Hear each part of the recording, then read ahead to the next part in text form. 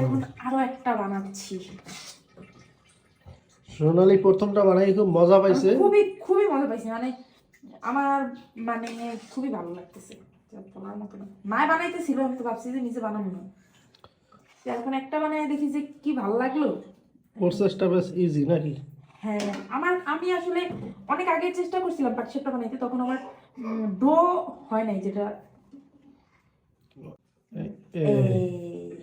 এই এই অংশটাই দেখতে বেশ মানে রিফ্রেশিং লাগে। হ্যাঁ, যে একের পর এক মানে দেখতেই উল্টানি মজা লাগে। দিলে বেশ ভালো লাগে।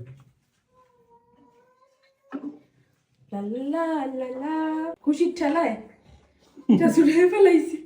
দাও দাও দাও।